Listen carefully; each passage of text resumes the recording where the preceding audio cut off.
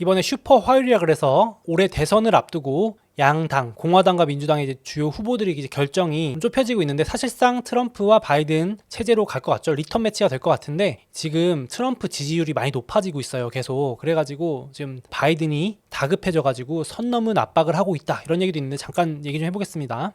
이 왼쪽 보시면 최근에 어떤 여론조사를 통해서 보더라도 종합적으로 트럼프 지지율이 높아지고 있어요. 바이든보다도. 왜인가 보니까 이제 여러 가지 이유가 있겠지만은, 지금 트럼프 전 대통령이 지금 미국 국민들이 가장 문제로 여기고 있는 물가와 경제, 이쪽을 집중적으로 공략하고 있다는 얘기들이 많아요. 그래서 대표적으로 지금 트럼프 전 대통령이 유세 현장에 나가서 이렇게 말을 한대요. 우리가 시추를 할 거다. 그러니까 미국 사람들이 가장 스트레스 받는 게 고물가, 그리고 그걸 만드는 게 높은 휘발유 유가니까 석유 시추 확대하겠다. 이게 거의 구호처럼 여겨져요. 보이시죠? 드릴 베이비 드릴 이렇게 해서 시추하겠다는 거죠. 더 파겠다. 석유 시추. 그러니까 기름 에너지 규제를 풀어가지고 기름 펑펑 나오게 해서 휘발유 가격 낮추겠다. 그러면 물가 낮아지는 거 아니냐라고 하니까 이제 환호를 받고 지지율이 높아지는 겁니다. 그 정도로 지금 미국 국민들도 물가에 대해서 상당히 스트레스를 받고 있다는 게 느껴지는 것 같아요. 그러니까 그걸 노리는 거고, 그리고 이제 뒤에서 말씀드릴 거지만은 또 금리가 높은 게 부담이니까 자기가 되자마자 연준 의장 교체해서 저금리로 낮춰버리겠다라고 하니까 물가와 경제 둘 다 잡는다고 하니까 지지율이 높아지고 있습니다. 그래서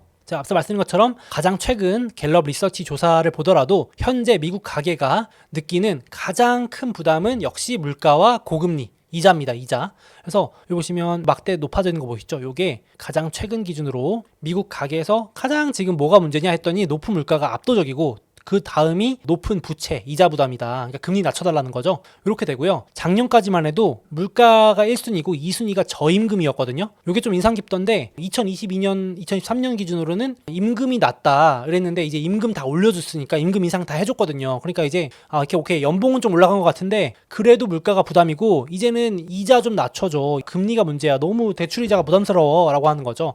그러니까 요거를 집중적으로 파고 들어가는 게 지금 공화당의 트럼프라고 보시면 되겠습니다. 그래서 여기도 보시면, 도표를 보시면 지금 공화당 트럼프 쪽은 물가와 경제 쪽을 집중적으로 타겟으로 노리고 있고, 이쪽 바이든 쪽 민주당이 중요시하는 기후 변화, 러우 전쟁 이런 거는 지금 사람들이 별로 피부로 느끼지 못하고 있다. 이슈의 중요성에서 떨어지고 있죠. 이렇게 오른쪽으로 갈수록 국민들이 중요하게 여기는, 현실에서 중요하게 여기는 분야고, 지금 먹고 살기 힘들어 죽겠는데 지금 기후변화고 전쟁이고 모르겠다라고 할 정도로 지금 상황이 많이 빡빡한 거죠. 이쪽을 집중적으로 노리고 있고, 바이든 이쪽을 지금 보다 보니까 메인 이슈가 요거다 보니까 조금 안 되겠다 싶은 거죠. 그래서 이대로면 진다, 이렇게 생각이 된 것 같아요. 그래가지고 이번 주에 국정연설을 했어요. 연두교서라 그래서 1년에 한 번 국정연설을 하는데, 이때 거의 대선 유세 아니냐라고 할 정도로 정책들을 쏟아냅니다. 그래서 이번에 뭐라고 한 게 인상 깊었냐면은, 가장 주목을 받았냐면은 국정연설에서 갑자기 연준 금리 내릴 거다라고 합니다. 승부수를 막 던지는 거죠.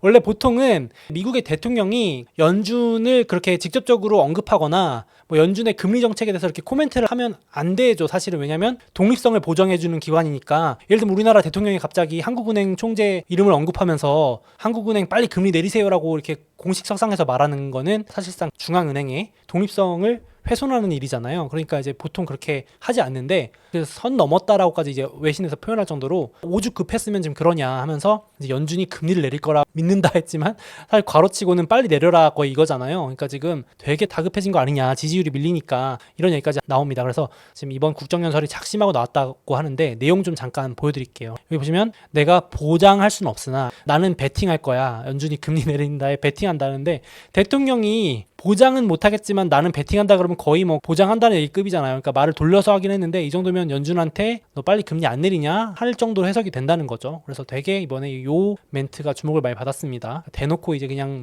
금리 내리라고 압박하는 부분이고, 그러면서 막 각종 정책들을 쏟아냅니다. 이제는 대선이 얼마 안 남았으니까 경제, 물가 쪽으로 올인하는 모습인데, 바이든도 이제 가장 특이했던 게 이거죠. 신용카드 연체 수수료를 32달러에서 8달러로 낮춰버립니다. 이거 이제 외신에서도 난리가 났었는데, 이거 막 뺏는 거 아니냐 할 정도로, 그러니까 쉽게 말하면 빚 탕감해주듯이 연체 수수료가 이제 건당 부과되는데, 이제 그거를 상한선을 걸어버리는 거죠. 8달러 이런 식으로.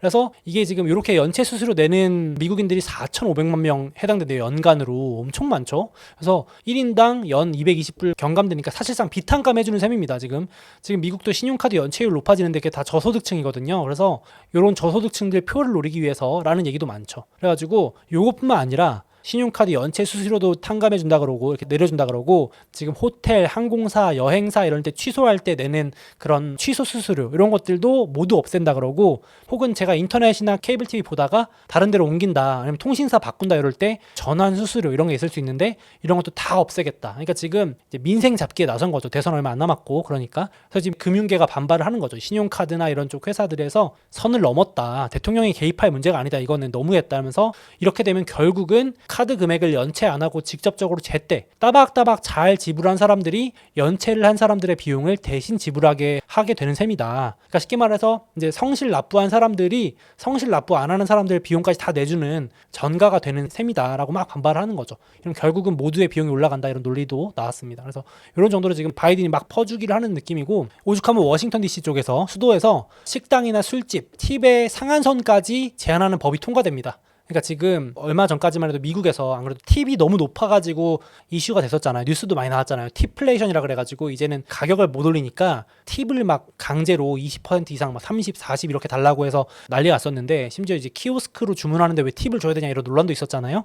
근데 오죽하면 워싱턴 DC에서 지금 선거 앞두고 식당이나 술집에서 팁 20% 이상 받지 마라라는 법까지 통과시켜 버립니다. 그러니까 이 정도로 이제 지금 민생 잡기 올인을 하는 부분이고 이제 이런 것도 직간접 물가니까 이렇게 보시면 될 것 같고 거기다가 바이든 대통령이 보통 국정연설에서 주택 이런 거에 대해서 언급을 안 한대요 보통은. 근데 거의 50년 만에 최초라고 하던데 이제 내 집 마련도 하도 부담된다고 하니까 이제 세금도 깎아준다는 정책을 발표했습니다. 거의 정책 발표의 연설장이었는데 우리나라도 뭐 생애 최초 구매 혜택 이런 거 있잖아요. 생애 최초 특례, 신생아 특례 이런 것처럼 미국도 똑같습니다. 생애 최초로 집 구매하는 분들한테는 2년 동안 약 1,300만 원 세금을 깎아주겠다. 그리고 보증금도 한 25,000달러, 우리나라 치면 3,000만 원, 4,000만 원치를 지원해주겠다. 그리고 기존 주택 보유자들 지금 고금리 때문에 갈아타기 못하고 있지 않느냐. 그래서 만약에 갈아타기 할 경우에 평균 가격보다 만약에 싸게 팔면 세금을 공제해주겠다. 이것도 재밌더라고요. 그러니까 그 지역의 평균 가격보다 좀 싸게 팔면은 세금 깎아주겠다. 요 정책도 재밌더라고요. 이런 식으로 거래도 활성화시키려고 하고 주택 마련 어떤 비용이나 부담도 줄여주겠다. 이런 얘기를 했습니다. 그리고 이제 200만 채 이상의 임대주택 공급 계획도 공급을 해서 주택 비용 부담을 낮추겠다. 거의 뭐 대통령 유세 선거장이었습니다. 쭉 들어보시면. 그래서 이렇게 지금 뭐 민생 잡기에 올인하는 거 느껴지시죠? 얼마나 지금 대선 앞두고 정책들 쏟아내고 있는지 느껴지실 것 같습니다. 거기다가 인상 깊었던 게 이제 연설 중에 갑자기 자동차 노조 위원장을 불러 세웁니다. 이게 이제 미국 자동차 노조 위원장인데 일어나가지고 막 환호하는 겁니다. 기립박수하면서. 그래서 지금 바이든 대통령이 우리 미국의 노조를 지키는 것이 나라를 지키는 것이다까지 언급하면서 자동차 산업 일자리를 지켜주겠다. 자동차 산업의 미래는 미국에 있다까지 강조를 다시 한번 합니다. 왜냐하면 지금 자동차 산업 일자리에 대해서 걱정이 많거든요. 전기차 침투한다 그러고 막 해고도 많이 하고 그러니까 불안해하니까 아예 이 국정연설하는 데다가 자동차 노조위원장을 불러와가지고 중간에 연설 중간에 일으켜 세워서 막 기립박수도 한번 쳐줍니다. 그러니까 이 정도로 지금 얼마나 지금 치밀하게 준비를 해가지고 연설하는지를 느낄 수 있는 장면이었는데 반대로 말하면 이제 걱정이 많은 이 표심을 확보하기 위한 행동이었다고 볼 수도 있겠죠. 이제 많이 걱정들을 하니까 자동차 노조분들, 직원분들, 가족분들 일자리가 이제 엄청 많으니까. 그래서 지금 거기다가 이제 많은 유권자분들이 대기업이나 부자들 세금 안 낸다에 대해서 불만이 많기 때문에 이제 마지막으로 요거까지 발표를 하면서 마무리했습니다. 그러니까 지금 트럼프 전 대통령은 세금 깎아주겠다는 정책이고 바이든 대통령은 증세 정책이죠. 그래서 법인세나 부자 증세 해가지고 예산 마련하고 부자들이 세금 많이 내게 하겠다 이렇게 이제 해서 유권자들의 표를 또 노리는 모습이었습니다. 그래서 뭐 이런 발언했어요. 억만장자가 환경미화원보다 세금을 적게 내지 못하도록 막겠다 이런 주장인 거죠. 그래서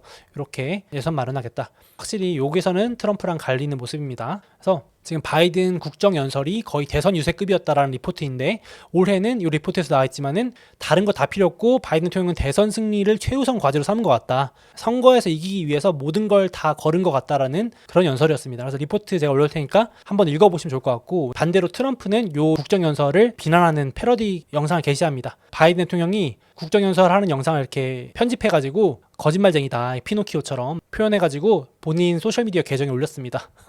그러니까 약간 바이든 욕하는 거죠. 비난하는 거죠. 거짓말쟁이다 이러면서 연설 들을 필요도 없다 뭐 이런 식으로 우스갯소리를 했습니다. 그래서 지금 반대로 이제 트럼프가 당선될 수 있는 시나리오에서 어떤 주식들이 좋고 나쁜지도 점점 더 구체적으로 또 업데이트되는 좋은 리포트가 있어가지고 제가 가져왔거든요. 그것도 한번 보시면 좋을 것 같아요. 업데이트 해놓을게요. 그래서 이 리포트 안에 포함된 이 장표가 웃긴데 트럼프 1기 때는 모든 국가와 다 싸웠다. 그래서 이렇게 모든 국가와 외교 분쟁을 걸었던 게 트럼프였는데 올해 2기 때는 어떻게 될까 뭐 이런 내용이 들어있습니다. 그래서 지금 트럼프가 되면은 아무래도 국제 분쟁이 더 노골적으로 커질 수 있기 때문에 내수주를 사든지 해라. 수출률보다는 미국 내수로 돈 버는 회사들이 유리할 수 있다. 그리고 법인세나 이런 거 대기업 감세 세금 깎아줄 테니까 중소형주들이 좋을 수 있다. 뭐 이런 어떤 주식들이 좀 좋고 하는 거에 대한 논리들도 잘 포함되어 있으니까 한번 보시면 좋을 것 같아요. 올해는 뭐니뭐니 대선을 안 보고 투자하기는 좀 어려우니까 참고하시면 되겠습니다. 그래서 뭐 정권에 상관없이 바이든이 되든 트럼프가 되든 테크는 좋았다. 주도주는 테크였다. 이렇게 보시면 될 것 같고, 그러니까 빅테크는 제가 봐도 민주당이 되든 공화당이 되든 좋았습니다. 늘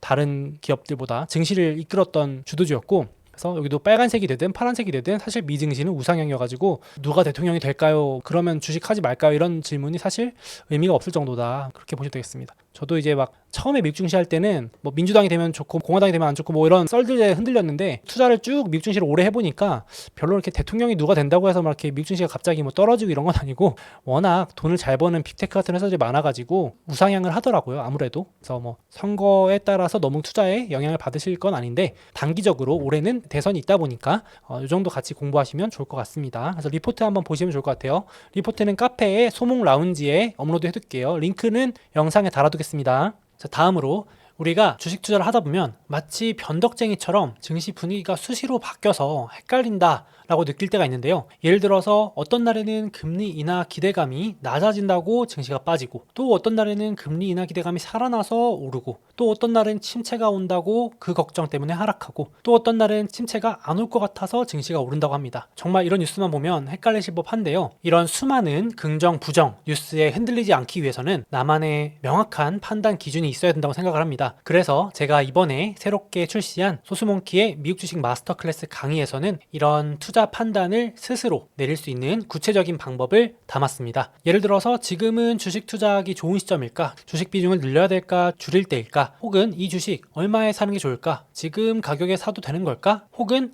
지금 시장 분위기에 편승해서 올라타야 될까? 아니면 슬슬 조심해야 될 때일까? 와 같은 투자하실 때 꼭 필요한 질문에 스스로 답하실 수 있게 되실 겁니다. 특히 이번 강의를 다 수강하고 나시면 일회성으로 끝나는 게 아니라 미국 주식 투자하시면서 평생 활용하실 수 있는 실전 노하우들을 얻어가실 수 있다고 생각합니다. 올해 저와 함께 제대로 투자 공부해보고 싶고 성과를 좀 더 높여보고 싶다 하시는 분들께서는 댓글과 더보기에 소몽의 마스터 클래스 링크 한번 참고해보시면 좋을 것 같습니다.